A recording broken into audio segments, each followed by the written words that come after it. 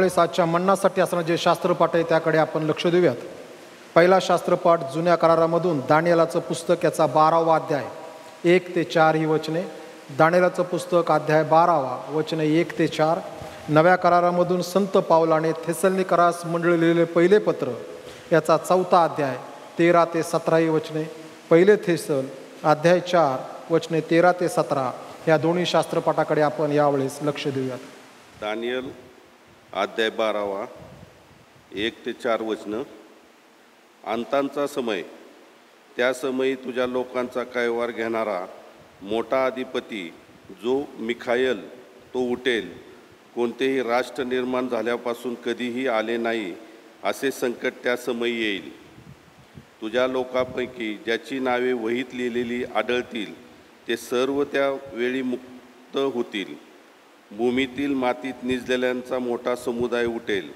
कित्येक सर्व काळचे जीवन मिळवण्यास आणि कित्येक अप्रतिष्ठा व सर्व काळचा धिक्कार मिळवण्यास उठतील. जे सुज्ञ असतील ते अंतराळीच्या प्रकाशासारखे झळकतील. पुष्कळ लोकांस धार्मिकतेकडे वळवणारे लोक युगानुयुग ताऱ्याप्रमाणे चमकतील. हे दानिएला, तू अंतसमयापर्यंत ही वचने गुप्त ठेव व हे पुस्तक मुद्रित करून ठेव. पुष्कळ लोक धुंडाळतील, फिरतील व न्यायवृत्ती होईल.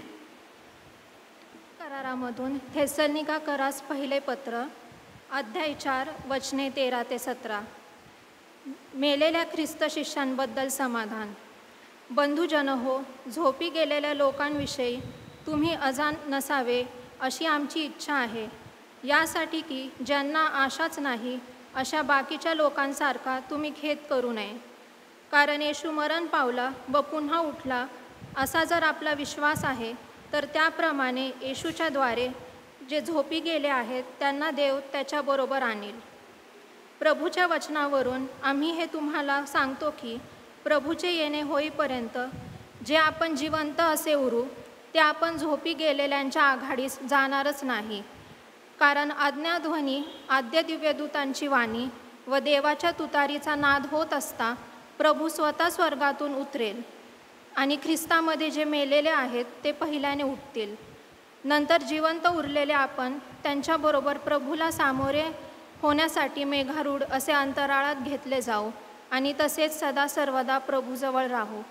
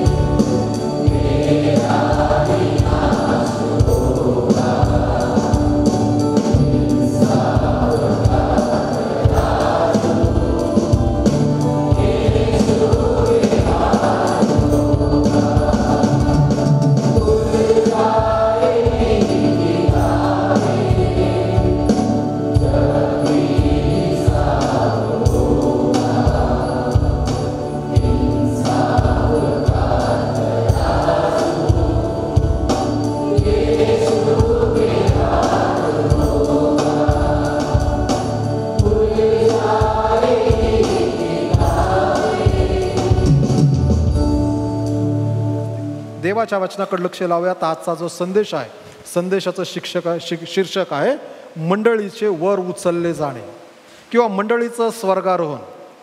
इंग्रजी शब्द आहे रॅप्चर. रॅप्चर हा शब्द जो आहे, ह्या शब्दाचं मुळात भाषांतर मराठीमध्ये हे व्हायला पाहिजे खेचून घेणे, खेचून घेणे, ओढून घेणे. माणसांची इच्छा नाही तरी त्यांच्या इच्छेच्या विरुद्ध देव योग्य वेळेस त्याच्या मंडळीला अंतराळामध्ये ओढून घेणार आहे. या असणाऱ्या शीर्षकाकडे आपण लक्ष लावणार आहोत. प्रिय बंधू आणि भगिनींनो, पवित्र शास्त्रामध्ये याविषयी वारंवार शिक्षण देण्यात आलेलं आहे. या शिक्षणाकडे लक्ष लावण्याच्या अगोदर सर्वसमर्थ देव याने उत्पत्तीचं पुस्तक 3 अध्याय 15 वचन, ज्या वेळेस त्याने शाप दिला आणि शाप दिल्यानंतर तो म्हणताना असं म्हणतोय, तुझी संतती, म्हणजे सर्पाला शाप दिला, आदाम आणि हवा ह्यांना शिक्षा दिली. सर्पाला जो शाप दिला त्याच्यामध्ये लिहित असताना तो असं म्हणतो की तुझी संतती व स्त्रीची संतती यामध्ये मी परस्पर वैर स्थापीन, ती तुझे डोकी फोडीन व तू तिची टाच फोडशील. प्रभू येशू ख्रिस्त भूतलावरती जन्म घेणार याचं सर्वात पहिलं अभिवचन हे उत्पत्ती 3:15 मध्ये दिलं. त्याला लागून नंतर उत्पत्तीचं पुस्तक 12 अध्याय, त्यामध्ये लिहित असताना लिहिलेलं आहे, अब्रामाला दिलेले 7 आशीर्वाद आहेत. त्या आशीर्वादात परमेश्वर अब्रामाला म्हणतो, अब्रामा, तुझ्याद्वारे पृथ्वीवरील सर्व कुळे आशीर्वादित होतील. आणि त्या अनुषंगाने प्रभू येशू ख्रिस्त 2000 वर्षापूर्वी ह्या भूतलावरती जन्म घेता झाला. त्याने आमच्यासारखा देह धारणा केली, तरी तो पापविरहित होता. तो तुमच्या आणि माझ्या पापासाठी आणि समस्त जगाच्या पापासाठी वधस्तंभावर तो मरण पावला. त्याला पुरण्यात आलं. 3ऱ्या दिवशी देवाने त्याला पुनरुत्थित केलं. त्याने दर्शनं दिली आणि स्वर्गात घेतला गेला. आणि ह्या प्रभू येशू ख्रिस्ताने जात असताना सांगितलं होतं की तुम्ही वाट पहा. आणि त्यांनी माडीवरच्या खोलीमध्ये यरुशलेमेमध्ये वाट पाहिली. आणि 50व्या दिवशी, म्हणजे येशूच्या पुनरुत्थानापासून 50व्या दिवशी, म्हणजे पेंटिकॉस्टच्या दिवशी पवित्र आत्म्याचं आगमन झालं आणि मंडळीची स्थापना झाली. मंडळीच्या स्थापनेचा दिवस हा पेंटिकॉस्टचा दिवस आहे, 50व्या दिवशी. तेव्हापासून मंडळीमध्ये प्रभू येशू ख्रिस्ताने किंबहुना पवित्र आत्म्याच्या द्वारे प्रेषितांची कृत्ये 1 अध्याय आणि 8 वचन मंडळीला जे सांगितलं होतं त्याविषयी आहे, पवित्र आत्मा तुम्हावर येईल, त्यावेळेस यरुशलेमेत, सर्व यहुद्यात, शमरोनात, पृथ्वीच्या शेवटापर्यंत तुम्ही माझे साक्षी व्हाल. त्याच अनुषंगाने प्रभू येशू ख्रिस्ताने मत्तई शुभवर्तमान 28 अध्याय 19 आणि 20 वचनात त्याने सांगितलं, तुम्ही जाऊन सर्व राष्ट्रीय लोकांना शिष्य करा, त्यास पित्याच्या, पुत्राच्या, पवित्र आत्म्याच्या नावाने बाप्तिस्मा द्या, आणि पहा युगाच्या समाप्तीपर्यंत मी सदोदित तुम्हा बरोबर आहे. मार्कुस शुभवर्तमान 16 अध्याय शेवटी तो लिहिताना असं म्हणतो, तुम्ही जाऊन सर्व राष्ट्रीय लोकांना सुवार्तेची घोषणा करा. मंडळीची स्थापना पेंटिकॉस्टच्या दिवशी झाली. तेव्हापासून परमेश्वराने मंडळी कशी असावी याविषयी त्याच्या प्रेषितांच्या करवी त्यावेळेसच्या आद्य ख्रिस्ती मंडळीला किंबहुना आजच्या मंडळाला देखील पवित्र शास्त्रामध्ये नवीन करारामध्ये अधोरेखित गोष्टी केलेल्या आहेत की मंडळी काय आहे आणि मंडळीला कुठल्या कुठल्या नावाने संबोधलेलं आहे, मंडळीचा दृष्टांत काय आहे, मंडळीची सेवा काय आहे, मंडळीने काय करायचं आहे. आणि एवढ्या वेळेस मंडळीचा सगळा दृष्टांत संपतो. असं नव्हे तर आमचा तारणारा प्रभू येशू ख्रिस्त योहान शुभवर्तमानाच्या 14व्या अध्यायाच्या 1 ते 3 वचनामध्ये असं म्हणतो, मी जातो आणि मी जाऊन स्वर्गामध्ये तुमच्यासाठी जागा तयार करतो. एकदा जागा तयार झाली की मी तुम्हाला घेण्यासाठी पुन्हा येईन. मंडळीला घेऊन जाण्यासाठी मी पुन्हा येईन. योहान शुभवर्तमान 4 अध्याय 1 ते 3 वचन. ज्याच्यावर आम्ही विश्वास ठेवला, ज्याच्यामुळे आमच्या पापाची क्षमा झाली, ज्याच्यामुळे आम्ही देवाची मुलं होण्याचा अधिकार मिळाला, ज्याच्यासोबत ख्रिस्ती मंडळीची सुरुवात होते, तो म्हणतो मी तुम्हाला घ्यायला पुन्हा येणार आहे.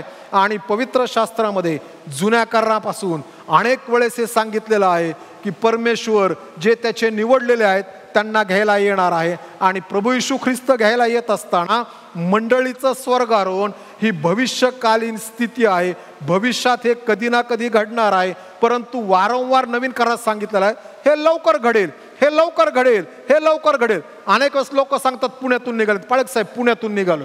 आणि मग मी विचारतो परत कुठं आहे ते म्हणतात आता आम्ही जेजुरीला आलोय. मग आता कुठं आहे? आता आम्ही इथं आलोय, आम्ही आता तिथं आलो. आणि मी अंदाज करत राहतो. ज्या वेळेस माणूस 2.5 तासापूर्वी सांगतो पुण्यातून निघालोय, त्यावेळेस मी अंदाज करतो की 2.5 तासानंतर हा माणूस बारामतीमध्ये येऊन पोहोचणार आहे. त्याप्रमाणे प्रभू येशू ख्रिस्ताने 2000 वर्षापूर्वी त्याच्या शिष्यांच्या करवी, त्याच्या प्रेषितांच्या करवी त्याने सांगितलंय की हे लवकर घडणार आहे. आणि आज 2000 वर्षानंतर ही घटना लवकर घडेल याच्या खूप जवळ आम्ही आलो.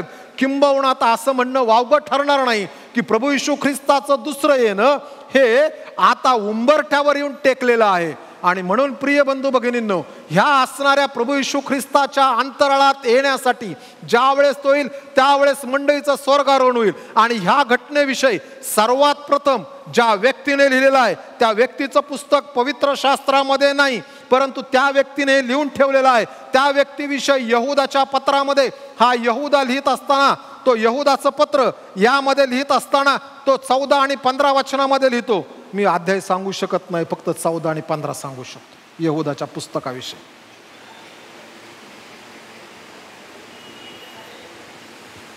एकच अध्याय आहे यहूदाच्या पुस्तकामध्ये, यहूदाच्या पत्रामध्ये यहूदाने लिहित असताना लिहिलेलं आहे की आदामापासून 7वा पुरुष हनोक, आदामापासून 7वा पुरुष हनोक याने त्यांना उद्देशून असा संदेश दिला आहे की पहा, सर्वांचा न्याय निर्वाह करावयास आणि भक्तिहीन लोकांनी अभक्तीने केलेल्या आपल्या सर्व भक्तिहीन कृत्यावरून आणि ज्या सर्व कठोर गोष्टी भक्तिहीन पापी जनांनी त्याच्या विरुद्ध सांगितल्या त्यावरून त्या सर्वांस दोषी ठरावयास प्रभू आपल्या लाखो पवित्र जनासहित आला. तो लिहित असताना हनोक लिहितो की जस काय हे घडलं तो पाहतोय, हे घडत आहे. त्याने पाहिलं तर दृष्टांत शब्द आला, परंतु हे घटना घडण्यासाठी कालावधी आहे. येशू ख्रिस्ताचं येणं ज्या वेळेस येईल त्यावेळेस मंडळीला वर उचलण्यासाठी पहिल्या वेळेस तो येईल, त्याच्यानंतर जगाचा न्याय करण्यासाठी तो येणार आहे. परंतु ज्या वेळेस मंडळीला उचलण्यासाठी येईल त्यावेळेस येत असताना दानिएलाचं पुस्तक जे आम्ही वाचलेलं आहे त्या दानिएलाच्या पुस्तकामध्ये 12व्या अध्यायामध्ये तो लिहित असताना तो 12व्या अध्यायाच्या 2ऱ्या वचनात येतो की भूमीतील मातीत निजलेल्यांचा मोठा समुदाय उठेल. कित्येक सार्वकालिक जीवन मिळवण्यास 2 प्रकारचे लोक 2 वेळेस उठवले जातील. त्याचा हा वृत्तांत आहे. पहिला वृत्तांत तो लिहितो कित्येक जे आहे सार्वकालिक जीवन मिळवण्यासाठी. प्रिय बंधू आणि भगिनींनो, जे सार्वकालिक जीवन वतन मिळवण्यासाठी उठवले जाणार आहेत ते पहिल्या पुनरुत्थानाचे भागीदार आहेत. त्या पहिल्या पुनरुत्थानाविषयी तो या ठिकाणी लिहितो. मग तो पुढे लिहिताना असं म्हणतो आणि कित्येक अप्रतिष्ठा व सर्व काळचा धिक्कार मिळवण्यासाठी उठतील. पुढच्या रविवारचा संदेश आहे नरकामध्ये काय घडतं. अप्रतिष्ठा 2 शब्द आहे ना, अप्रतिष्ठा आणि सर्व काळचा न्याय. शास्त्र स्पष्टपणे सांगतं नरकात कोण जाणार आहे. आज स्वर्गात जाणाऱ्या लोकांविषयी बोलणार आहे, पुढच्या आठवड्यामध्ये पुढच्या रविवारी नरकात जाणाऱ्या लोकांविषयी बोलणार आहे. आम्ही कुठं जाणार हे आम्ही स्वतः ह्या जगात असताना फायनलाइज केलं पाहिजे. अनेक वेळेस आमचं शरीर आम्हाला म्हणतं एक्झरसाइज कर, व्यायाम कर, चाल, फिर, जिम मध्ये जा, अमुक कर, तमुक कर, हे आम्हाला आमचं शरीर सांगतं. आणि आमचं मन सांगतं बर्गर खा, पिझ्झा खा, फ्राईज खा, अमुक खा, शुगर खा, तमुक खा. आणि आध्यात्मिक जीवनामध्ये पण ही ओढचाड अशीच चालू आहे. देवाचा आत्मा आम्हाला म्हणतो तुला स्वर्गात जायचंय, स्वर्गात जाण्यासाठी तुला अमुक अमुक अमुक अमुक करायचंय. आणि आमचं दैहिक मन म्हणतं अरे अमुक अमुक करण्यापेक्षा तू थोडा बर्गर खा, थोडा पिझ्झा खा, अजून सांगा रे काय काय आहे, फ्रायन्स खा, त्याच्यानंतर मेयोनीज टाकून गोष्टी खा, बटर खा, चीज खा, सगळं की जे शरीराला घातक आहे. आत्मा म्हणतो तू हे कर म्हणजे स्वर्गात जाशील ज्यावेळेस येशू ख्रिस्त अंतराळात होईल. परंतु आमचा दैहिक स्वभाव म्हणतो नाही ते नाही गेलं तरी चालेल. परंतु आणि बहुतांशी एक गोष्ट पाहायला भेटते. अनेक वेळेस लोकांना मी विचारतो काय मग एक्सरसाइजसाठी काय करता. काही ना पाळक साहेब असं वाटतं खूप चालायला जावं सकाळी, पण काही चालणं होत नाही. मग जेवणाचं कसं काय. नाही सकाळी उठल्यानंतर आपल्या 2 पोळ्या,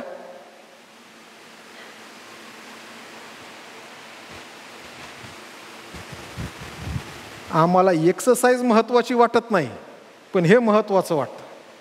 त्याप्रमाणे आमच्या जीवनामध्ये ज्यावेळेस आम्ही येतो ना त्यावेळेस समजतं. मला अनेक वेळेस लोक प्रश्न, पाळक साहेब एवढं मेंटेन कसं काय केलंय? आज सिक्रेट सांगतो सगळ्यांना, हे सिक्रेट घरी घेऊन जा आणि हे वापरा. पवित्र शास्त्रामध्ये लिहिलेलं आहे, शारीरिक कसरत ही थोड्या गोष्टीसाठी उपयोगाची आहे, आत्मिक कसरत ही सर्व काळामध्ये सर्व क्षेत्रामध्ये उपयोगाची आहे. आणि म्हणून मी जास्त शास्त्र वाचतो, प्रार्थना करतो, म्हणून मी मेंटेन आहे. ओके, येऊयात. आम्ही ज्यावेळेस पाहतो त्यावेळेस आमच्या जीवनाची हीच कथा आहे की आमचं शरीर म्हणतं एक्सरसाइज कर, मन म्हणतं थोडंसं चांगलं चटकमटक खा, त्यातून शरीराला पोटाला जिभेचे चोचले पुरवले जातील. परंतु ज्यावेळेस आम्ही येतो, हा दानिएल म्हणतो की जे उठवले जातील पहिल्या पुनरुत्थानामध्ये, हे नीतिमत्वांचं पुनरुत्थान आहे की ज्यावेळेस आमचा तारणारा प्रभू येशू ख्रिस्त अंतराळामध्ये आलेला असेल आणि तो त्याच्या लोकांना ह्या भूतलावर तो ओढून घेईल. तो त्यांच्यावरती हे अवलंबून नाही, आमच्यावर अवलंबून नाही, तारण पाहिलेल्या लोकांविषयी, देवाच्या लेकरांविषयी अवलंबून नाही की मला थोडा वेळ राहू देत, मला देव म्हणतो नाही. परमेश्वराने ह्याच्या अगोदर लोटाच्या पत्नीला तो हक्क दिला होता किंवा लोटाच्या कुटुंबाला दिला होता की तुम्ही तुमच्या सोयीने पळा, ह्या सदमातून निघा, गमरातून बाहेर पडा, त्या तिकडे जा, या ठिकाणी मी अग्नीचा वर्षाव करणार आहे. आणि देवाने सांगितलं, पळत असताना मागं वळून पाहू नका. आणि लोटाच्या पत्नीने मागे वळून पाहिलं.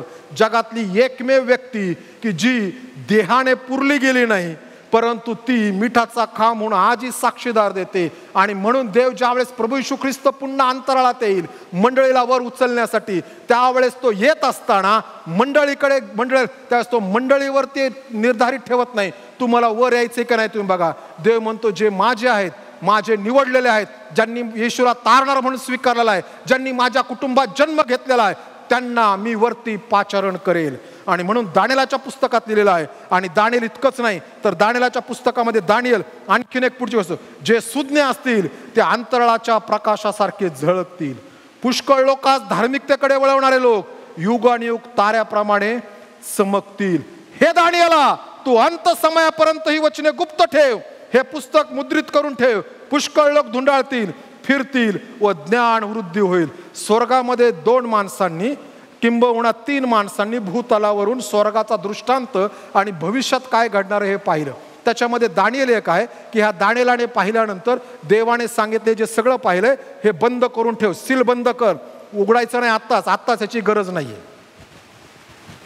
त्यानंतर दुसरा माणूस आम्हाला पाहायला भेटतो की ज्याचं नाव संत पाऊल आहे. संत पाऊल म्हणतो, मी माझ्या स्वदेही का विदेही किंवा आत्म्यामध्ये मी 3ऱ्या स्वर्गापर्यंत उंच गेलो. तिकडच्या ज्या गोष्टी मी पाहिल्यात त्या गोष्टी मला सांगणं अत्यंत भयंकर, किंवा मला तशी बंदी घातली की मी ते सांगू शकत नाही. म्हणजे हा 3ऱ्या स्वर्गापर्यंत गेल्यानंतर देखील पाऊलाला देवाने भूतलावरती त्या गोष्टी सांगायला नाही लावल्या. हा दुसरा आहे. आणि तिसरी व्यक्ती योहान कृष्ण शुभवर्तमानाचा लेखक संत योहान, हा पात्म बेटावरती असताना देवाच्या आत्म्याने तो संचरित झाला. आणि संचरित झाल्यानंतर ह्या संत योहानाला देवाने स्वर्गामध्ये नेलं आणि परमेश्वराने प्रगटीकरणाच्या पुस्तकाचा असणारा सगळा दृष्टांत त्याच्या समोर मांडला की कसं कसं कसं कसं काय काय काय काय होत आहे. मध्ये एका पाळकाने लिहिता लिहिलं, जर ह्या असणाऱ्या योहानाने सगळं पाहिलं, सगळं वाचलं, त्याने सगळं बघितलं आणि त्याने लिहिलं, नंतर हा योहान ज्यावेळेस मंडळांकडे पत्र पाठवतो 7 मंडळांकडे, योहानाने मंडळीला समजेल असे शब्द त्यात का नाही टाकले. काय योहान म्हणतो, अग्निवर्ण सर्प आला. काय योहान म्हणतो, पांढरा घोड्यावर मनुष्य आला, त्याच्याकडे केवळ धनुष्य आहे. काय योहान म्हणतो, काळा घोड्यावरचा मनुष्य आला. काय योहानाने हे सगळं स्पष्टीकरणात दिलं नाही. त्याचं उत्तर योहानाने लिहिलेल्या प्रगटीकरणाच्या पुस्तकाच्या शेवटच्या अध्यायात आहे. त्या ठिकाणी या पुस्तकातली वचने जो कोणी बदलेल त्याच्यावरती या पुस्तकातली पीडा येतील, भर घालेल आणि कमी करेल. योहानाला हे पक्क माहित होतं, म्हणून योहानाने त्याचं स्पष्टीकरण केलं नाही. देवाने दिलं तसंच पुढं पाठवलं. आणि हा संत योहान स्वर्गामध्ये गेल्यानंतर उत्पत्तीचं पुस्तक प्रगटीकरणाचं पुस्तक 4था अध्याय पाहिलं होतं, इकडे वर आहे. आणि तो म्हणतो, त्यावेळेस जी वाणी मी ऐकली ती पहिल्या वेळेस माझ्या संगती बोलणारी जी होती ती होती. कधी कधी लोक आम्हाला सांगतात, देव फार गोड बोलतो, देव फार गोड बोलतो. प्रगटीकरणाच्या पुस्तकाच्या पहिल्या अध्यायामध्ये आमचा तारणारा पुनरुत्थित प्रभू येशू ख्रिस्त जो स्वर्गामध्ये आहे त्याचा आवाज कसा याची ओळख करून दिली. कसा आहे आवाज? काढा प्रगटीकरणाचं पुस्तक पहिला अध्याय.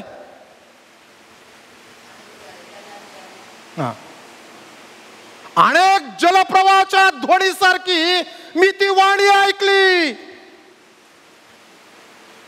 देव आमच्या पुनरुत्थित ख्रिस्ताचा आवाज अनेक जलप्रवाहाच्या ध्वनीसारखा आहे. आणि तो संत योहान म्हणतो ते मी ऐकलं, एकदा नव्हे वारंवार ऐकलं, वारंवार ऐकलं.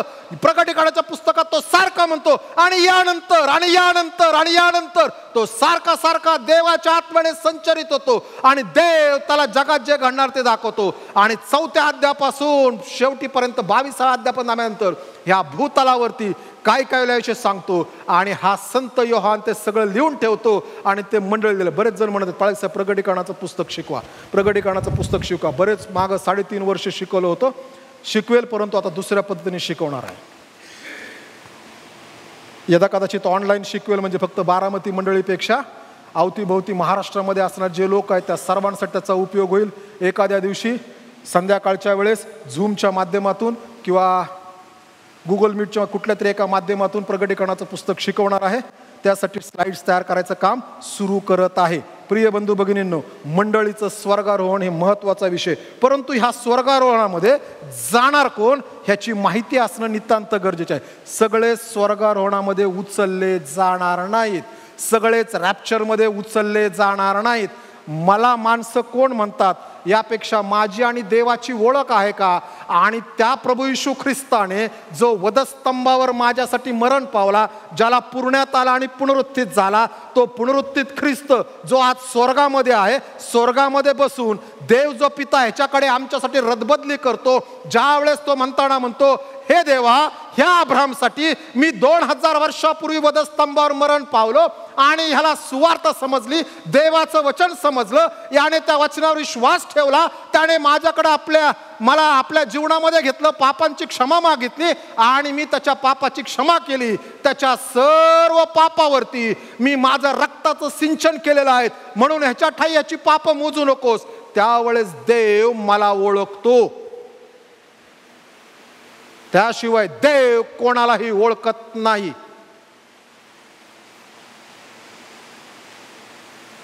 योहान कृष्ण शुभवर्तमान 1 अध्याय 12 वचन. परंतु जितक्यांनी त्याचा स्वीकार केला तितक्यांना त्यांनी देवाची मुलं होण्याचा अधिकार दिला.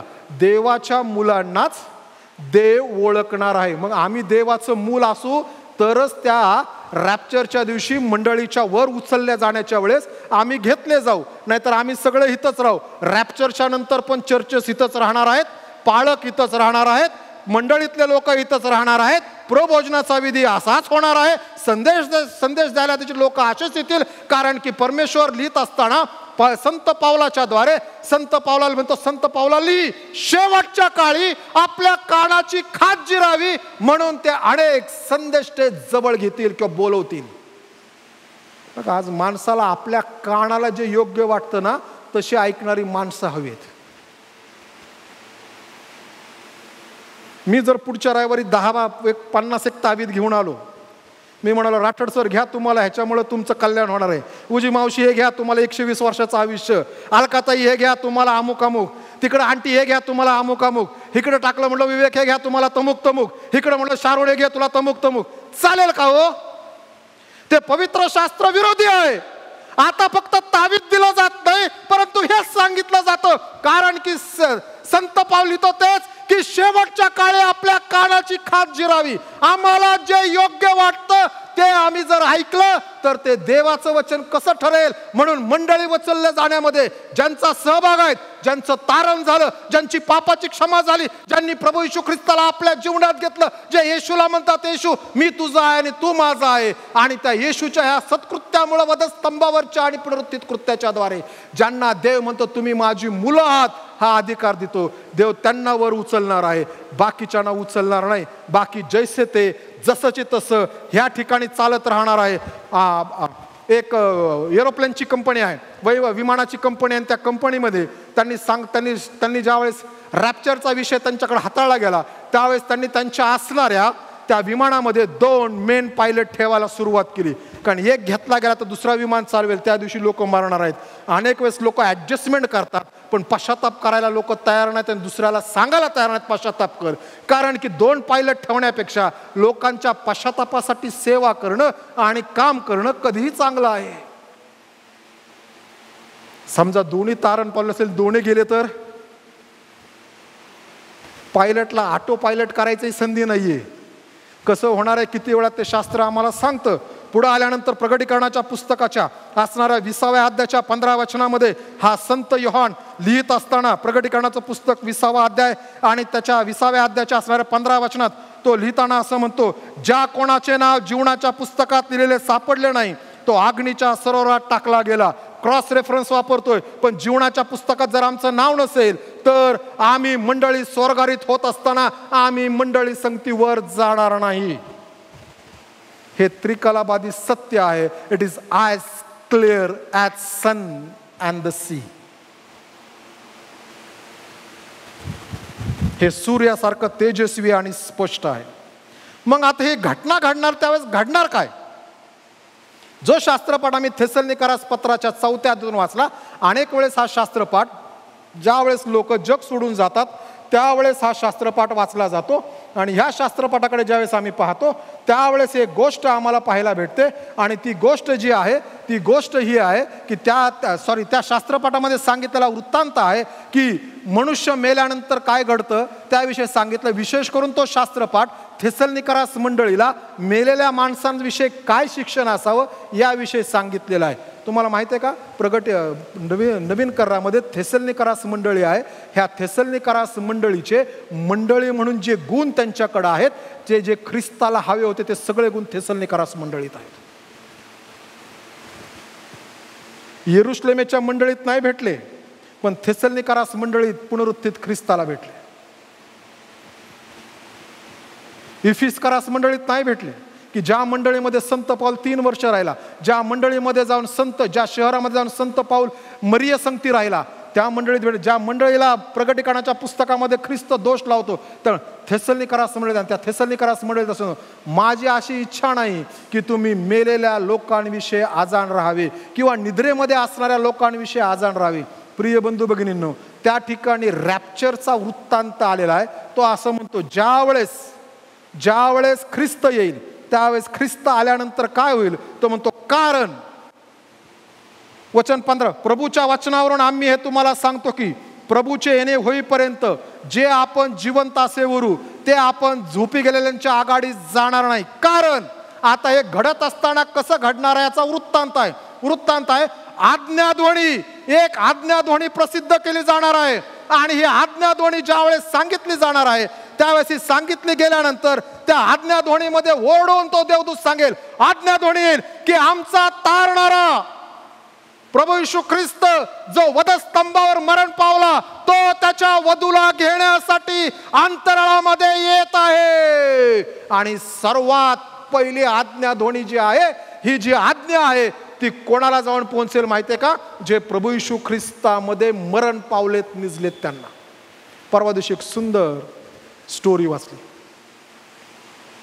झिम्बाब्वे देशामध्ये एक देवाचा सेवक सेवा करायला गेला आणि तो सेवा करत असताना लोकांना देवाचं वचन सांगायचा, बोलायचा. आणि एकदा एका माणसाची त्यांची गाठ पडली आणि गाठ पडल्यानंतर त्या माणसाला तो म्हणताना म्हणाला की हे देवाचं वचन आहे, पापक्षमा होईल, तारण होईल, घे. आणि तो म्हणला मी घेणार नाही. बराच वाद झाल्यानंतर मग तो म्हणताना त्याने घेत असताना त्याने काय केलं तर त्याने घेत असताना जे केलं ते करत असताना तो म्हणाला की मी हे तुमचा नवीन करार घेईल, पण हे घेत असताना मी एक काम करेल, मी सिगारेट पितो, प्रत्येक वेळेस सिगारेट प्यायच्या वेळेस तुमच्या नवीन करारातलं मी पहिल्या पानापासून एक पान फाडेल, त्यात सिगारेट तयार करेल आणि मग मी सिगारेट ओढेल. आणि मग त्या माणसाने सांगितलं, ते मिशनरी जे आहेत सुवार्ता सांगणारे ते म्हणताना म्हणाले तू कमीत कमी पान फाडताना त्याच्यावर जे लिहिले ते तरी वाचशील ना, तू घेऊन जा. त्याने हातातून हिसकावून घेतलं आणि तो घेऊन गेला. ह्या गोष्टीला 15 वर्षाचा कालावधी लुटला. एके ठिकाणी एक मोठी सभा चालू होती आणि त्या सभेवरती देवाच्या वचनाची सेवा करण्यासाठी एक सद्गृहस्थ उभा होता. आणि ते बोलत असताना त्याने त्या सगळ्या मॉबकडे पाहिलं आणि पाहिल्यानंतर ते म्हणाले अमुक ठिकाणी बसलेले व्यक्ती यांनी जर पुढं आलं तर बरं होईल. आणि त्याला ज्याला बोलवलं तो मिशनरी होता की जो लोकांना सुवार्ता सांगायचा आणि ज्याने 15 वर्षापूर्वी ज्याला नवीन करार दिला होता. आणि तिथं आल्यानंतर तो म्हणाला यदाकदाचित तुम्ही मला विसरलेला आहात, पण मी तुम्हाला विसरलेलो नाही. 15 वर्षापूर्वी मी तुमच्या संगती वाद घातला, नवीन करार तुमच्या हातातून घेतला सिगारेट पिण्यासाठी, आणि मग मी घरी गेल्यानंतर तुम्हाला म्हटलो त्याप्रमाणे मत्तई शुभवर्तमान पहिला अध्याय काढला, त्यानंतर दुसरा अध्याय उघडला, तिसरा अध्याय, त्यात काही नाही असू देत, है ना. दुसरा अध्याय उघडला, तिसरा अध्याय उघडला, चौथा अध्याय, असं करत मत्तई संपलं, मार्क संपलं, लूक संपलं, योहानकृत शुभवर्तमानाचं पहिलं पान संपलं आणि दुसरं पान मी फाडलं. त्यावेळेस मी रोज त्याच्यावरती फाडताना वाचा काहीतरी, आणि त्यावेळेस मी वाचला, देवाने जगावर एवढी प्रीती केली की त्याने आपला एकुलता एक पुत्र दिला, यासाठी की जो कोणी त्याच्यावर विश्वास ठेवेल त्याचा नाश होऊ नये तर त्याला सार्वकालिक जीवन प्राप्त व्हावं. ते पान अर्धवट आणि थोडंसं फाटलेलं. मी त्याच्यावर विचार करू लागला, देवाचा आत्मा माझ्याशी बोलला आणि मी ख्रिस्ताला आपलं जीवन दिलं, आणि तेव्हापासून मी सगळीकडे सुवार्ता सांगत फिरत आहे. जे ख्रिस्त येशूमध्ये निजलेले आहेत, ज्यांच्या कपाळावरती देवाने शिक्का मारलाय, हे माझे आहेत, ते पहिले आद्य दूताची वाणी ऐकतील. जिवंतांना तो, म्हणून संत पाऊल म्हणतो, ते आमच्या पुढे जातील, त्यांच्या आघाडीस आम्हाला जाणवणार नाही. तो त्याचा अर्थ आहे. ते पहिले उठतील आणि मग ख्रिस्ताला सामोरे होण्यासाठी जातील. म्हणून आपल्या शरीराची काळजी घेणं गरजेचं आहे. ज्या वेळेस आम्ही उठवले जाऊ, त्यावेळेस ज्या शरीराने आम्ही मरू, त्याच शरीराने उठवले जाणार आहोत. फक्त ते गौरवी आहे, त्याच्यावरती नियम चालणार नाही. कारण येशूचं पुनरुत्थान झालं. येशूचं पुनरुत्थान झाल्यानंतर येशू कसा दिसत होता प्रेषितांना? अहो, त्याने दाखवलं, बघ हे शरीर. थोमा, विश्वास ठेवा, तर बघ, इथं बोट घाल, इथं बोट घाल, इथं बोट घाल. तसंच शरीर असेल. मी जर आज मेलो, अनेकांना भीती वाटतं जेव्हा मी म्हणतो मी आज मेलो, सगळे म्हणतात तुमचं नाव घेताय ना आम्हाला धक्का देताय. अजिबात नाही, मी माझंच बोलतो. मी जर आज मेलो तर ज्या वेळेस देवाची आदेशाची वाणी ऐकेल त्यावेळेस मी असाच उठवला जाईल. पेपर अँड सॉल्ट, थोडं काळं थोडं पांढरं आहे ना, असाच उठवला जाईल. फक्त त्या शरीरावरती गुरुत्वाकर्षणाचा नियम चालणार नाही. ते पहिले उठवले जातील, ते ख्रिस्ताला सामोरे जातील. त्यानंतर जिवंत उरलेले, तारण पावलेले, प्रभू येशू ख्रिस्ताची ओळख असलेली, कितीतरी मी कधी 30 वर्षापूर्वी येशूचा स्वीकार केलाय, नाही, तो स्वीकारच नव्हता हो. ते आमचं आहे ना मेंटली सेटअप होतं. त्या दिवशी मी एखादी भावनिक दृष्टिकोनातून समोर राहून म्हणलो मला येशूचा स्वीकार करायचा आहे, पण त्यानंतर जर माझं जीवन बदललेलंच नाही तर देव मला कधी ओळखणार नाही. मग कोणाला आवाज ऐकायला येईल माहिती आहे का? मेलेले आणि जागरूक असणारे. ह्यांना कोणा शास्त्र त्याच्याविषयी सांगताना आम्हाला सांगतं, प्रकटीकरणाच्या पुस्तकात जवळजवळ 8 वेळेस, आणि प्रभू येशू ख्रिस्त वारंवार पृथ्वीवर असताना म्हणायचा, आत्मा, प्रकटीकरणाच्या पुस्तकात दिले, आत्मा मंडळास काय म्हणतो हे ज्याला कान आहेत तो ऐको. येशू ख्रिस्त लिहित असताना शुभर्थ म्हणतो, ज्याला कान आहे तो ऐको. ज्याला देवाचं वचन ऐकायला येतं ना, समजतं ना, त्याला प्रतिसाद देतो ना, त्या प्रकारे जीवनात बदलतो ना, त्या लोकांना देवाच्या आज्ञाध्वनी होत असताना ती ऐकायला येईल. आता इथं आज्ञाध्वनी आल्यानंतर काय होणार? काय होईल? समजा कब्रस्तानामध्ये माणूस मरण पावलाय, आज्ञाध्वनी आली, काय होईल? मागे मी दौंडला गेलो, एक जणांचं फ्युनरल होतं, आणि मग मला कोणतरी विचारलं, पाळेल साहेब तुमच्या पप्पांना कुठं ठेवलंय? म्हटलं मला काय माहिती, मला काय माहिती. म्हटलं तुम्हाला माहिती नाही, ते मेल्यानंतर उठणार आहे तेवढं मला खात्री आहे ना, ज्यावेळेस येशू ख्रिस्त येईल त्यावेळेस. म्हणजे तुम्ही असं काय लावलं नाही? काहीच लावत नाही. शारून तुला जबाबदारी, उद्या जर मेलो तर माझ्या कबरीवर फुलं टाकायची नाहीत. कारण अनमोल नाही तर अनमोलला सांगितलं असतं ना, रितेश जय, माझ्या कबरीवर फुलं टाकायची नाही, कॅन्डल मेणबत्त्या लावायच्या नाही, क्रॉस तर अजिबात लावायचा नाही. कारण क्रॉस मी माझ्या जीवनात घेऊन जगतो. माझ्या कबरीवर लावलेला क्रॉस हे सांगणार नाही की मी ख्रिस्ती आहे. ज्यांना देवाचं वचन ऐकायला येतं रेग्युलर, त्यांनाच आदेशाची वाणी ते बदलले जातील. पुढे तो आल्यानंतर त्या ठिकाणी लिहित असताना तो म्हणतो की मग देवाच्या तुतारीचा नाद होत असता, देवाची तुतारी प्रभू येशू ख्रिस्त पुन्हा अंतराळात त्याच्या वधूला घ्यायला येत आहे, आणि म्हणून तुतारी वाजणार आहे. प्रिय बंधू आणि भगिनींनो, येशू आपला वर जो मंडळी त्याची वधू त्याला घ्यायला येणार आहे, म्हणून देवदूत तुताऱ्या वाजवणार आहेत. अशा मोठ्या जल्लोषामध्ये हे सगळं स्वर्गारोहण पार पडणार आहे. त्या ठिकाणी स्वर्गारोहण जाणार आहे. येशू ख्रिस्त येणार याविषयी प्रेषितांची कृत्य पहिला अध्याय आणि त्याच्या 9-10 वचनात सांगितलेलं आहे. अहो गालीलकरांनो, ज्याप्रमाणे तुम्ही येशूला वर जाताना पाहतात, त्याचप्रमाणे तो एक दिवस पुन्हा एकदा खाली येणार आहे. मत्ती शुभवर्तमान याच्या 24व्या अध्यायामध्ये लिहित असताना येशूने सांगितलं कोणाला घेतलं जाईल, जे तारण पावले त्यांनाच घेतलं जाईल. आणि त्या ठिकाणी 24व्या अध्यायामध्ये येशू ख्रिस्त लिहिताना असं म्हणतो, यदा कदाचित जात्यावर 2 जणी दळत असतील, त्यापैकी एक घेतली जाईल, एक ठेवली जाईल. बिछाण्यावर 2 जण झोपले असतील, एक घेतला जाईल, एक ठेवला जाईल. यदाचित 2 जण नांगरत असतील, एक घेतला जाईल, एक ठेवला जाईल. प्रिय बंधू भगिनींनो, हे घडणार म्हणजे घडणार आहे. आम्ही कुठल्या असणाऱ्या समुदायामध्ये सामील आहोत, वर घेतले जाणारे का खाली राहणारे? कारण येशू ख्रिस्त स्वतः म्हणतो, मनुष्याने सगळं जग मिळवलं पण आपल्या आत्म्याचा नाश केला तर त्याला काय लाभ? सगळं जग मिळवलं जो शब्द आहे ना, तो केवळ धन दौलत नाहीये. बघा, एखाद्या माणसाचं जग फार लहान असतं ना. किती लहान असतं? एखादा माणूस जन्माला येतो, मग तो म्हणतो थोडं शिक्षण होऊ देत. मग शिक्षण झालं की तो म्हणतो आता लग्न होऊ द्यात. मग लग्न झालं की म्हणतो मुलं बाळं होऊ देत. मुलं बाळं झालं की मुलाबाळांचं लग्न होऊ देत. मुलाबाळांचं लग्न झालं की नातवंड दिसू देत. नातवंड झाल्यानंतर तो म्हणतो नातवंडांचं भलं होऊ देत. नातवंडांचं भलं झालं की नातवंडांचं लग्न होऊ देत. एवढंच लहान जग आहे लोकांचं. आम्हाला आमच्या जीवनात हवं ते अख्खं जग मिळवलं, पण जर आमचा आत्म्याचा नाश आम्ही करत असो तर स्वर्गरहित मंडळीत आम्ही नाही जाणार. त्या दोघांपैकी एक खाली राहील. यदा कदाचित आम्ही प्रबोधन घेत असू संगती, एक वर घेतला जाईल, एक खाली राहील. हात केला म्हणून हे खाली राहील ते वर जाईल असं नाही. येणार तर थोड्या वेळ पाळासाहेब कोणतरी येऊन म्हणेल, अब्राम पाळासाहेब तुमच्याकडे हात करून सांगितले तुम्ही खाली राहतात. ज्याचं तारण झालंय तो घेतला जाईल. ह्याचा अर्थ हा नियम पण नाही की बिछाण्यावर 2 झोपलेत आणि म्हणून एक घेतला जाईल. नाही, दोघांचं तारण 2 घेतलं जाईल. दोघांचं जर तारण झालेलं नाही तर 2 इथंच राहतील. स्वर्गारोहित मंडळीमध्ये मी कोठे असेल, आम्ही हे शोधायला पाहिजे. देवाचा आवाज ऐकायला शिकायला पाहिजे. आणि म्हणून तो लिहिताना थेसलोनिकरास म्हणतो की तुताऱ्यांचा नाद येईल, तुतारे येतील. आणि म्हणून आम्ही पाहायला पाहिजे की मत्ती शुभवर्तमान 24 अध्याय एकच घेतला जाईल, जो तारण पावले तो घेतला जाईल. एक ह्याचा अर्थ आहे तारण पावलेला घेतला जाईल, तारण न पावलेला इथे राहील. आणि म्हणून लोकांच्या तारणासाठी आम्ही प्रयत्न केले पाहिजे. चर्चमध्ये सध्या साधारण 150 लोक 200 लोक असावेत असा माझा अंदाज आहे. काही जण नंतर ऑनलाईन ऐकतील.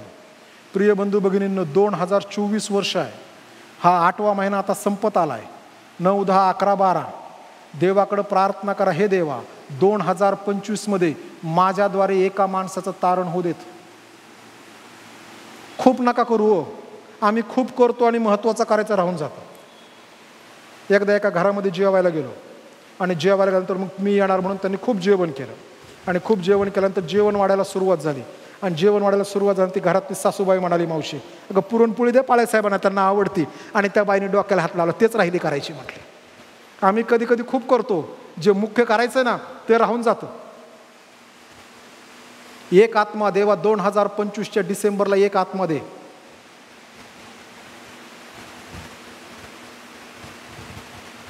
एकच आत्मा मागा आणि त्या आत्म्याला येशूचं शिष्य करा. आपलं शिष्य नाही करायचं. प्रिय बंधू आणि भगिनींनो, तो म्हणतो की ज्या वेळेस येईल त्यावेळेस तुताऱ्याचा नाद एक उचलला जाईल. आम्ही आमच्या जोडीदार जर तारण पावलेलं नाही त्यासाठी प्रार्थना करा. देवाकडे मागा, देवा ह्याचं तारण कर. त्याचं तारण होईपर्यंत तो मरत नाही. तुम्ही मारताल पण तो मारणार नाही. मरणाविषयी माणसांनी मी फ्लेक्झिबल असावं. Death is certain, time is uncertain. बरोबर आहे ना? दोघांपैकी एक घेतला जाईल. मी कुठल्या ह्याच्यात आहे? हिथं राहिल्यानंतर त्याच्यानंतरच्या 7 वर्षाच्या काळात नको आहे. सगळ्या 7 वर्षामध्ये 7 वर्षाचा पिढीचा काळ आहे. पुढे येऊयात. पुढे आल्यानंतर तो लिहित असताना प्रकटीकरणाचं पुस्तक याच्या असणाऱ्या 21व्या अध्यायाच्या 8व्या वचनामध्ये संत योहान पुन्हा आल्यानंतर तो लिहिताना असं म्हणतो की जे लोक आहेत की ज्या लोकांना स्वर्गामध्ये देव घेणार नाही त्यांची लिस्ट लिहिली. तो काय म्हणतो माहिती काय 22:4 वाजतो, आपल्याला जीवनाच्या झाडावर अधिकार मिळावा, वेशीतून नगरीत जाणे व्हावे, म्हणून जे आपले झगे धुतात ते धन्य, आपले तारणाचे झगे ज्यांनी येशूच्या वधस्तंभाच्या पायथ्याशी धुवून घेतलेत ते धन्य आहेत. पण पुढे म्हणतो स्वर्गात कोण जाणार नाही, सार्वकालिक जीवनात कोण जाणार नाही. दानिएलाच्या पुस्तकात म्हटल्याप्रमाणे पहिल्या नीतिमत्वाच्या पुनरुत्थानात जे उठवले जाणार नाहीत त्यांची लिस्ट तो लिहितो. म्हणतो कुत्रे. अरे मला तशी मी कुठेतरी विचारलं स्वर्गामध्ये प्राणी आहेत का, आणि बरेच जणांनी मान हलवलेलं नाही. आहेत ना, त्याला स्वर्गामध्ये तिथं दिसला ना, कोण घोडा दिसला ना संत योहानाला, दिसला की नाही, पण कुत्रा नाही. इथं काय कुत्रे म्हणजे काय, कुत्र्याच्या 2 गोष्टी महत्वपूर्ण आहेत. पहिली महत्वाची गोष्ट शास्त्र सांगतं, आपल्या ओकारीकडे परतणाऱ्या कुत्र्यासारखं होऊ नकोस. म्हणजे आम्ही ख्रिस्ताचा स्वीकार केलाय म्हणायचा आणि पुन्हा आम्ही ते सोडायचं आणि जुन्या जीवनाकडे लक्ष लावायचं. कुत्रे आपल्या जुन्या जीवनाकडे वाटचाल करणारे, केवळ बौद्धिक तारण झालं ह्याची शाश्वती असणारे, आत्मिक तारण झालं याची कुठली खात्री नसणारे, भावनिक तारण झालं याची खात्री असणारे, आत्मिक तारण झालं याची खात्री नसणारे ते आहेत की पुन्हा बॅक टू द पॅव्हेलियन. कुत्र्याचा दुसरा नियम आहे काय,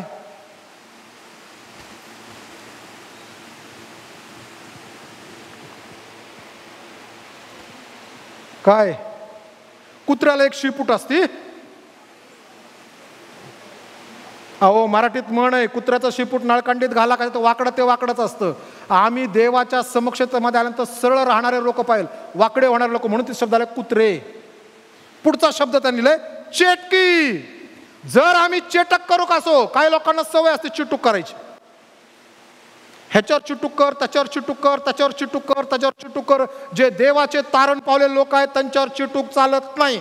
आणि जर एखादा ख्रिस्ती माणूस म्हणतो त्याच्या चेटकाचा मला खूप त्रास झाला, तर तो त्याच्या तोंडाने साक्ष देतोय की माझं तारण झालं नाही, मी देवाचं मूल नाही. कारण जर तो देवाचं मूल आहे तर त्याच्यावर चिटूक चालत नाही.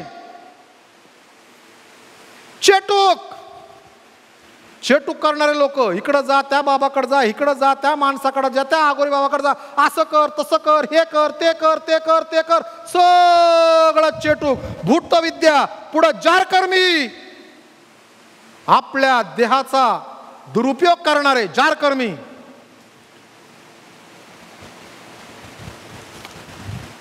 लबाडीची आवड धरणारे, लबाडी करत राहणारे.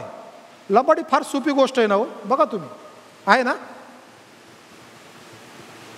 मुलांना आई डबा देते, भाजी काय आवडलेली नसती, मग आई म्हणते का नाही खाल्ली, अगं मामा ते काय झालं, ती माझी मैत्रीण आहे ना, त्या मैत्रीण माहिती थोडी खाल्ली, नाही नाही मला भूकच नव्हती, भाजी आवडली नाही हे कोणी सांगत नाही. लबाडीची आवड धरणारे, लबाडी करणारे, लबाडीची आवड धरणारे, लबाडी करत राहणारे. देवाला लबाडीला आवड का आवडत नाही, का लिहिलं माहिती का स्पष्ट, लबाडीची आवड धरणारे. पुढे गेलं, लबाडीची आवड धरणारे काय म्हणते का, कारण की लबाडीविषयी एक नियम बायबलमध्ये आहे, सैतान लबाड आणि लबाडाचा बाप आहे, म्हणून ती वाक्यरचना आली.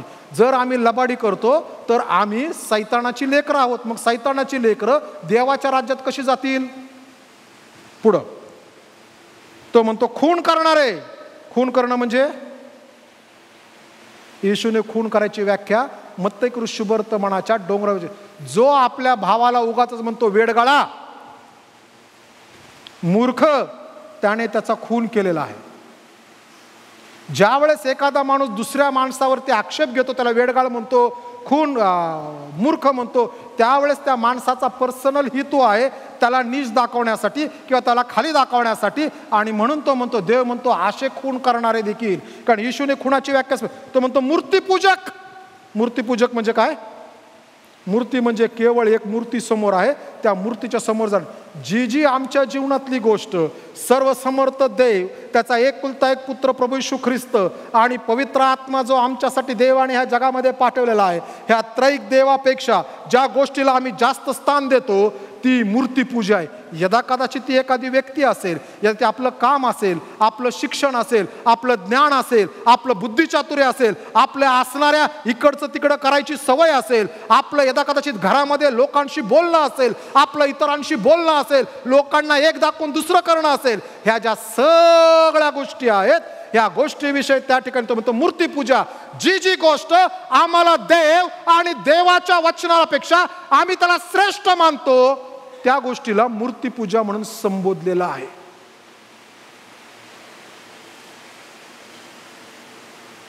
मी जर म्हणलो नाही, माझ्या लेकरांना मला जास्त वेळ द्यायचा आहे, मी माझ्या वेळेत त्यांना वेळ द्यावा, चर्चची भक्ती सोडून वेळ देऊ नये. नाहीतर मी म्हणायचं आज मावशी येत नाही, आज माझ्या मुलांना वेळ द्यायचा आहे, जरा जायचं फिरायला घेऊन. पहिलं माझं काम काय, सेवा ही आहे, मग त्यांना वेळ. आम्ही ज्यावेळेस देवाच्या गोष्टी, देवाचे नियम, देवाचं शास्त्र, देवाचं वचन, पवित्र आत्म्याचं मार्गदर्शन, पवित्र आत्म्याची प्रेरणा, पवित्र आत्म्याची कृपा, पवित्र आत्म्याचं दान, यापेक्षा एखाद्या गोष्टीला आम्ही सर्वश्रेष्ठ करतो, त्यावेळेस आम्ही ती व्यक्ती, ती वस्तू, ते नियम, त्या गोष्टी ह्यांची आम्ही मूर्तीपूजा करत आहोत. सांभाळायला हवं.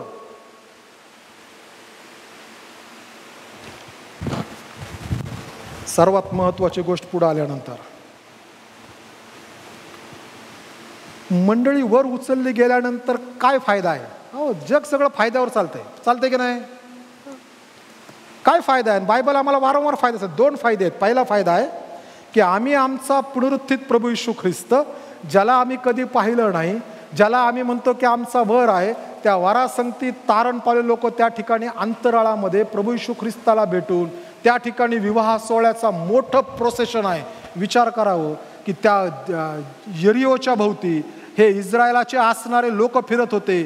समोर याजकांनी आपल्या खांद्यावर तो कर्राचा कोश उचलून घेतला आणि याजकांकडे तुतारी आहे, ते तुतारी वाजवत होते. त्या तुतारीच्या वाजण्याने जर यरिओचा तट पडतो, इतका आवाज देवाने त्यातून तयार केला, तर त्याचा एकुलता एक पुत्र प्रभू येशू ख्रिस्त जो स्वर्गामध्ये आहे, की ज्याच्या विवाहासाठी वधू शोधण्याचं काम उत्पत्तीच्या पुस्तकाच्या 3 अध्यायाच्या 15 वचनापासून देव सदोदित करत आहे. आणि ती वधू भेटल्यानंतर तिच्या असणाऱ्या स्वागतासाठी स्वर्गामध्ये देवदूत किती तुताऱ्या वाजवतील. आज आरंभीला एक शास्त्र पाठ असला प्रकटीकरणाच्या पुस्तकात, तो म्हणतो त्या ठिकाणी देवतांची संख्या मी ऐकली, आयुतांची आयुते आणि सहस्त्रांची सहस्त्रे. इंग्रजीमध्ये शब्द आहे thousands and 10,000s, कारण की त्यावेळेस तेवढेच असणारे संख्या शेवटची संख्या होती. आज जगामध्ये बिलियन ट्रिलियन त्याच्या पुढे लोक चाललेत, तेवढे देवदूत आहेत, कारण की प्रत्येक माणसाला एक देवदूत आहेत. तेवढे देवदूत तुतारी घेऊन उभा राहतील आणि तुतारी वाजवली जाईल आणि मग ती वधू प्रभू येशू ख्रिस्ताला सामोरे जाईल. तो अद्भुत सोहळा त्या ठिकाणी पार पडतोय आणि मग ख्रिस्त म्हणतो तू माझी आहेस आणि म्हणून मी तुला वर बोलवलोय, कारण की तू वर आलीस. आणि भूतलावरती जे सुरू होत आहे ते कठीण आहे, की ज्याविषयी मग आम्हाला वाचायला भेटतं प्रकटीकरणाचं पुस्तक 6व्या अध्यायापासून 20व्या अध्यायापर्यंत, की ज्यामध्ये संत योहान लिहिताना म्हणतो मी पाहिलं ते 4 वर्णाचे घोडे आले. पहिला पांढरा घोडा, लांबडा घोडा, काळा घोडा, अमुक घोडा, तमुक गोष्ट, तमुक हे, तमुक ते, आणि या सगळ्याचा असणारी शिक्षा, महासंकट ह्या भूतलावरती होणार आहे. अजूनही जर ख्रिस्ताचा स्वीकार केला नसेल, प्रभू येशू ख्रिस्ताला आपला वैयक्तिक तारणारा म्हणून स्वीकारलं नसेल, आजही ते 2 येशू म्हणतो, एक घेतला जाईल, त्यापैकी मी मागे राहणाऱ्याच्या गटात असेल.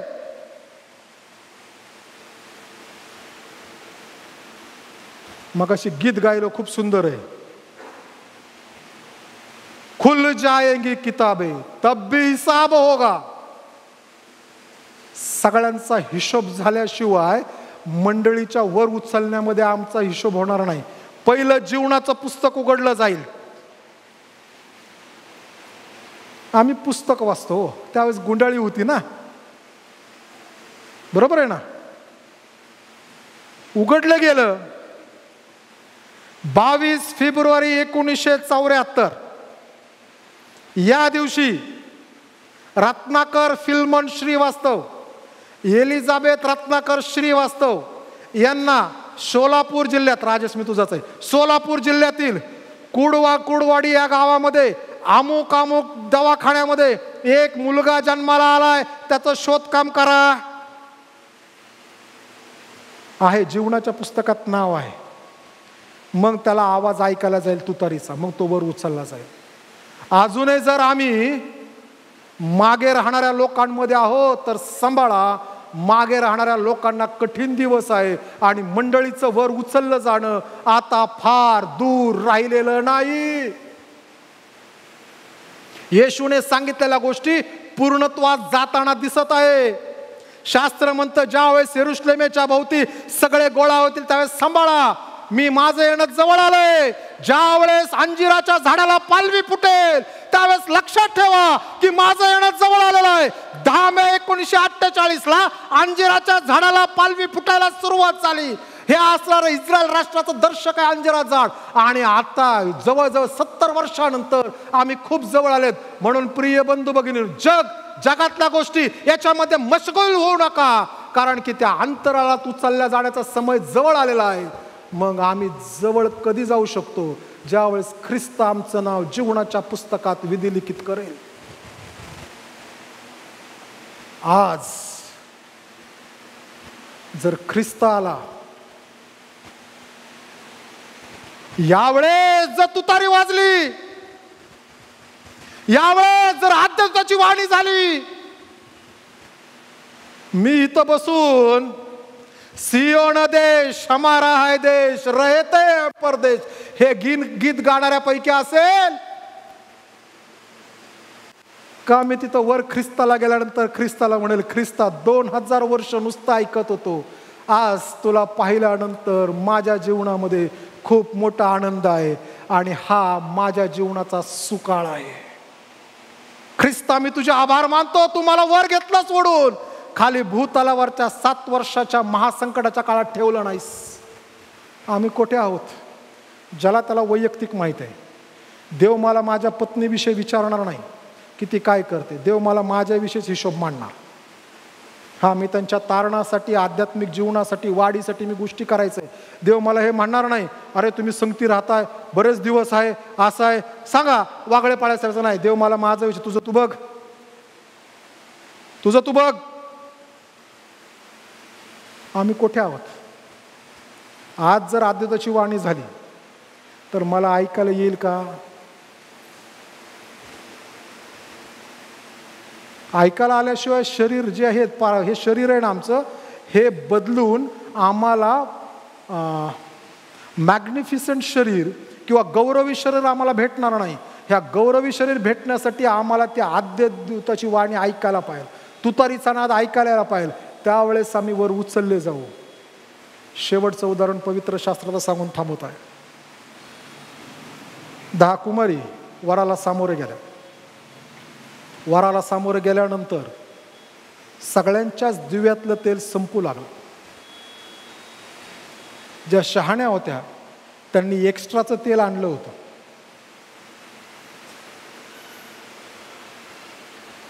ज्या मूर्ख आहे त्या केवळ दिवे घेऊन आल्या होत्या. म्हणून मगाशी म्हणलं, भौतिक तारण, भावनिक तारण, भूतकालीन तारण. कधी कधी लोकांना, अरे कसं काय बाबा, 30 वर्षापूर्वी मी येशूचा स्वीकार करा, 30 वर्षात वाढला की नाही काय तो?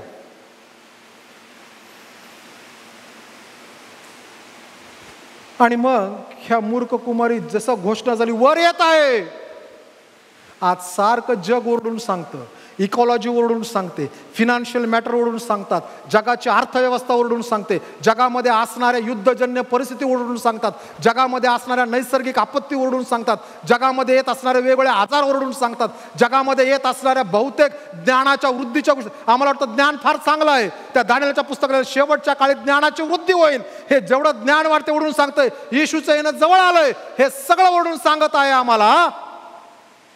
पश्चाताप कर, ख्रिस्ताच्या जवळ आहे, ख्रिस्ताला हाक मार, प्रभू येशू ख्रिस्ताच्या मागे चाल, कारण की तोच एकमेव पापाची क्षमा करण्यासाठी पुरेसा आहे.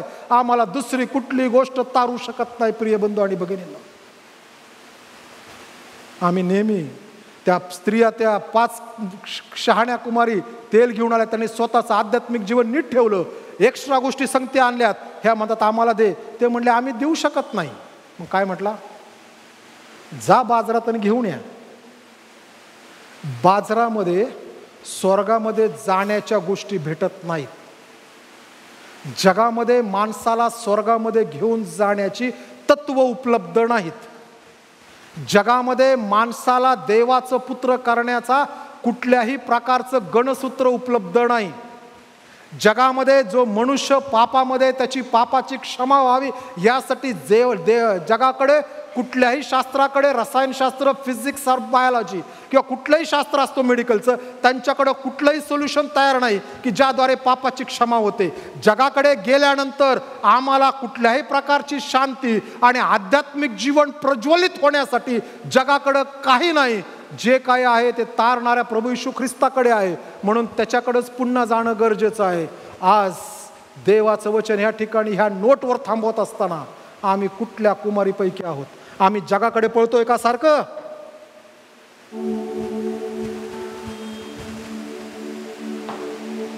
का आम्ही हे म्हणतो, हे देवा मी तयार आहे, आय एम रेडी.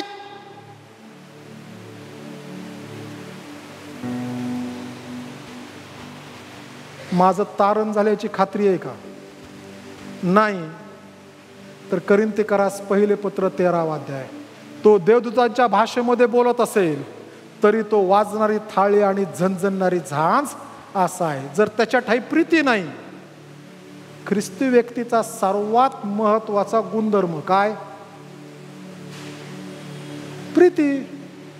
मग प्रीती काय करते? कोरिन्थीकरास पहिले पत्र त्यात लिहिले, सहनशील आहे, परोपकारी आहे, कृपाळू आहे, अपकार स्मरत नाही, पापाची रास झाकते. का झाकते माहिती का? प्रीती. कारण त्याच्या पापाची रास झाकली ना, आणि देवाने बंद केलं. मगाशी मी म्हणालो येशू रक्त सांडतो आणि म्हणतो देवा मी रक्त सांडले. काही लोकांना सवय असते जायचं परत त्या माणसाच्या जुन्या जीवनात खोत खोत खोत खोत खोत काम करायचं, परत काहीतरी काढायचं, आणि देव त्या माणसाला त्यासाठी शिक्षा देतो बरं का. कारण देव म्हणतो मी क्षमा केली, तू कोण खोदणारास? माणसं कधी खोदकाम करायला सुरुवात करतात माहिती आहे का? ज्यावेळेस ते स्वतःला देव समजू लागतात. प्रिय बंधू आणि भगिनींनो, आज जर तुतारी वाजली, आताची वाणी आम्ही कुठे असो, सियोन देश हमारा देश, आज गीत गात असताना अंतपूर्वक गा. जर हे गीत गात असताना आम्हाला ह्याची खात्री नाही माझ्या अंतकरणामध्ये की मी सियोन देशामध्ये जाणार आहे, तर गाणं गात असं देवा माझी क्षमा कर दू. कारण शास्त्र म्हणतं एवढ्या मोठ्या तारणाकडे दुर्लक्ष केलं तर तुमचं कसं होईल? जो देवाचा पुत्र देवापासून कधी विभक्त झाला नाही, शतकोनिशतक युगाच्या आरंभापासून आणि त्या अगोदरपासून, पण माझ्या पापाची क्षमा व्हावी म्हणून त्याला वधस्तंभावरती ज्यावेळेस लटकवण्यात आलं त्यावेळेस तो येशू म्हणतो तू माझा त्याग का केलास? मी देवाचा व्हावा म्हणून देवाने ख्रिस्ताचा त्याग केला. ख्रिस्त आम्हाला सोडेल काय? उभा राहूयात.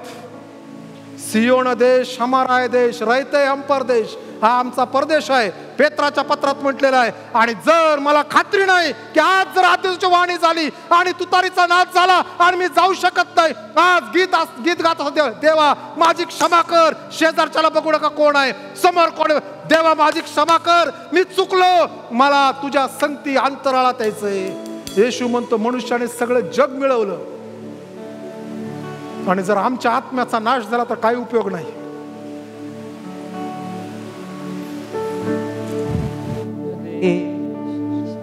हमारा है देश, रहते हैं हम परदेश, जाएंगे हम अपने देश. सियोन देश हमारा है देश, रहते हैं हम परदेश, जाएंगे हम अपने देश. हालेलुया हालेलुया हालेलुया हालेलुया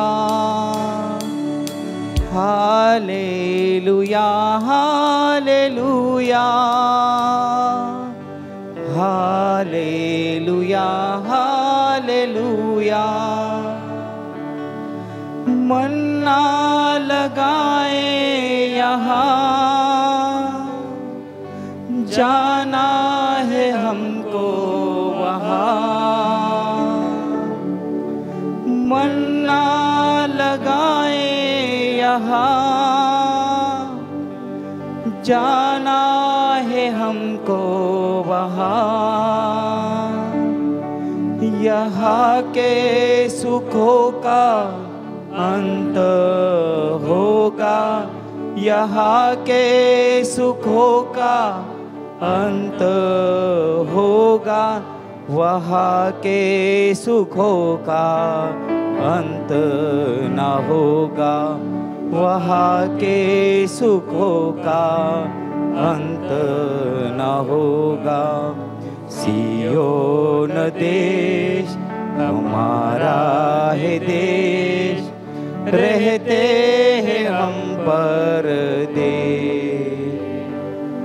जाएंगे हम अपने देश। Hallelujah hallelujah hallelujah hallelujah hallelujah hallelujah hallelujah hallelujah. दुख जो हमारे यहाँ ना होंगे फिर वहाँ, दुख जो हमारे यहाँ ना होंगे फिर वहाँ। सारे दुखों का अंत होगा, सारे दुखों का अंत होगा। दुख के आंसू यीशु पोंछेगा, दुख के आंसू यीशु पोंछेगा। सियोन देश हमारा है देश, रहते हैं हम परदेश। जाएंगे हम अपने देश। Hallelujah hallelujah hallelujah hallelujah hallelujah hallelujah hallelujah hallelujah. आएगा यीशु यहाँ, ले जाएगा हमको वहाँ। आएगा यीशु यहाँ, ले जाएगा हमको वहाँ। वादा यीशु का पूरा होगा, वादा यीशु का पूरा होगा। अनंत जीवन हमको मिलेगा, अनंत जीवन हमको मिलेगा। सियोन देश हमारा है देश, रहते हैं हम परदेश। जाएंगे हम अपने देश। Hallelujah hallelujah hallelujah hallelujah hallelujah hallelujah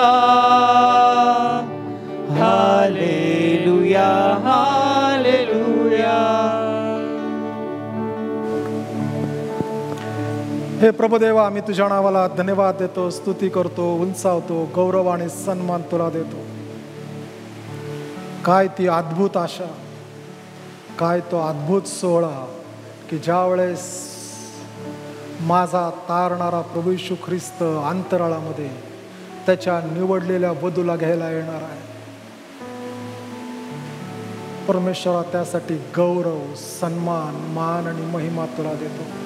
आमच्या कल्पनाच्या समोर जरी चित्र आम्ही उभा केलं तर त्याच्यापेक्षा तो मोठा सोहळा असणार आहे. त्यासाठी आम्ही धन्यवाद देतो.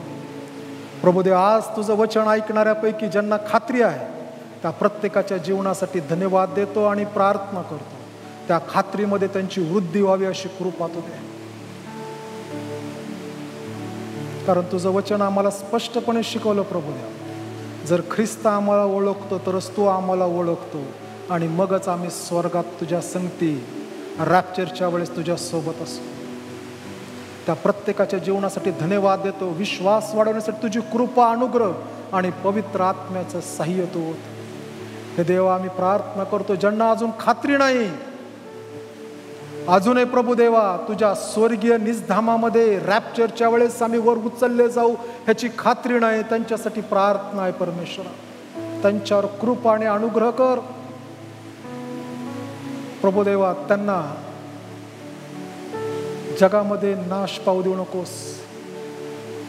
ख्रिस्ताकडे हाक मारण्यासाठी पवित्र आत्म्याला त्यांच्याशी बोलू देत. तो झिम्बाब्वियन मनुष्य की ज्याने पवित्र शास्त्राचे पानाच्या वळकट्या करून सिगारेट ओढली पण त्याला प्रकाश मिळाला, तीच कृपा, तेच अनुग्रह ज्यांना अजून ख्रिस्त माहीत नाही त्यांच्यावर होत अशी आग्रहाची प्रार्थना करीत सर्वांना तुझ्याकडे समर्पित करतो.